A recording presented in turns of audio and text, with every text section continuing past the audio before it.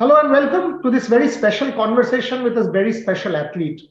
She's defied a lot of odds, made us proud right through her career, made it to the top of the podium, made it to the top of the poll in terms of her sport, and is a life story in herself. I mean, a story of inspiration, of fulfilling aspiration. Manasi, welcome to this particular conversation. As we've been, celebrating you for the last several years when you and I have become friends, it's a great story. Can you tell me? I mean, when you first heard world number one, I mean, all of us in our professions want that one world number one in your disciplines. How was it? And then reflect back on the journey, please. Thank you, Burya sir, for having me today. When I heard that I have become world number one in singles and mixed doubles, so this happened in the year 2022, last year, where on Women's Day only I came to know of the news that I've become world number one in singles, and I was so happy to understand that it was one of my biggest achievement in my career, because I've been working extremely hard to reach here. I also knew that being number one can make you can take you to multiple places, and I thought I have made it. I have achieved what I wanted to do in my sports career, and just after a few weeks later in 2022, I again became world number one, now in mixed doubles also. Again, then my ranking dropped and we became two, and then this year it was like we were fighting for one or two spot. But now again in the year 2023, at the beginning of the year 2023, we came to know that we have now become number one in mixed also. So right now I am world number one in singles and mixed doubles. Both of these events are going to be a Paralympic event in Paris 24. I was about to ask that. That was actually my next question. That I remember during Tokyo, the many times that we had spoken, your Olympic dream is alive now. I mean, you will be in Paris, you will don the India colors, that podium awaits you. Reflect on that. I mean, just tell me Paris 2024 Paralympics for Manasi Joshi. I, I am so looking forward to be a part of Paris 24 Team India in para-badminton. I have, over the years, I have worked on my game, on my movement, on my on the skills that I could work on, and the support that I've received from my prosthetist, from my coaches, from my trainers, and everybody around me.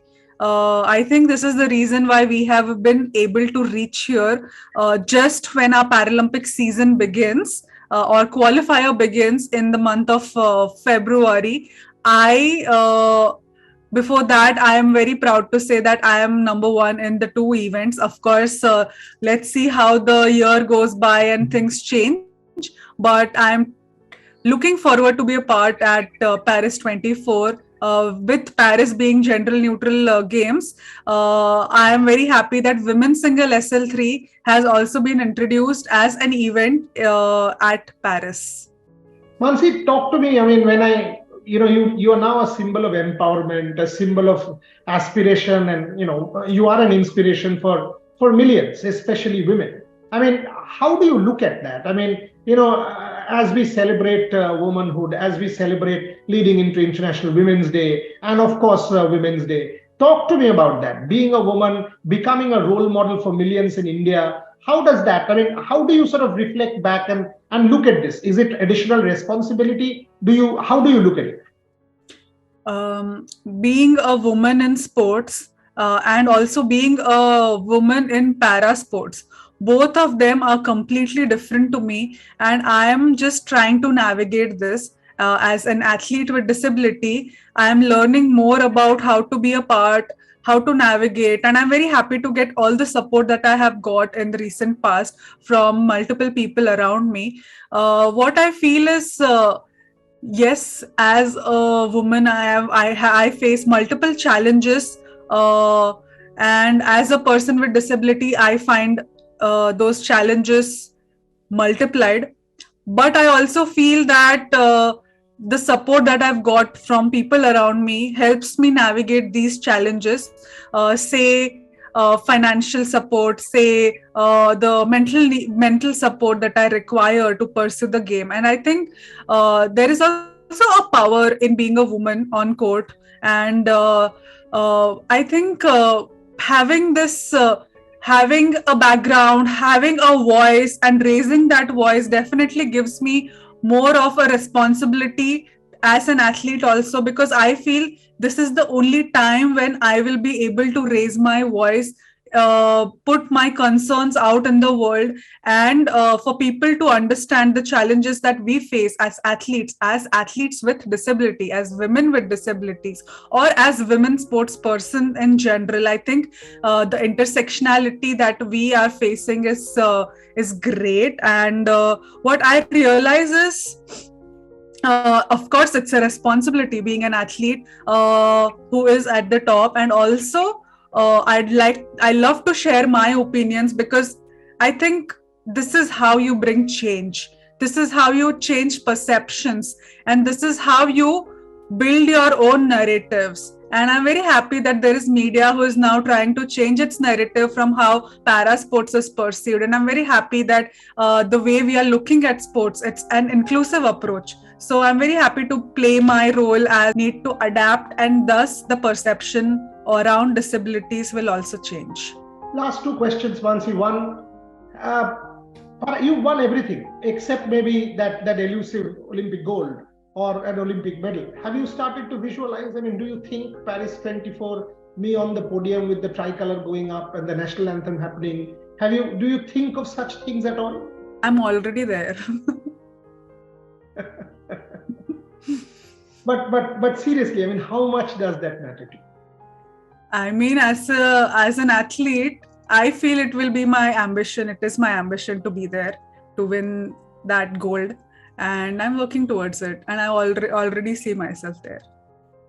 Excellent answer. Excellent answer.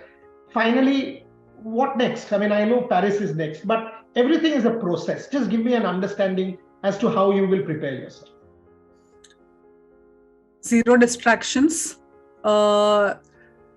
Complete dedication for now next 1.5 years in qualification and preparation, and meeting the right people who will guide me to achieve this. And I think I have just met the right people. I think these people are the ones who I am going to continue working with. And over last 2 to 2.5 years, I've worked with them, and they have understood my needs and requirements. So I think I have got the right team with me, and I think it's just the change in attitude which I've already done with the distraction of, sometimes I was getting so bothered about being an activist in the disability rights field also. But now for 1.5 years, I'll try to speak only on the topics which I feel are the ones where I will be speaking, where Twitter will be one of the biggest space where I'll be advocating, but not much in moving around and taking assignments, where I'm just focusing on training my tournaments. And this year I'm playing a lot of tournaments, so making sure that I remain injury free. Correct. That's extremely important, Manasi. As I said, I mean, you are already a story of inspiration, and all of us have celebrated you. And needless to say, we will be there. We will be there at the Para Games in Paris physically. Unfortunately, in India, we cover the able-bodied games being there and then come back and then try and do it digitally. That's not going to happen. I'm going to personally be there. I'm telling you from now.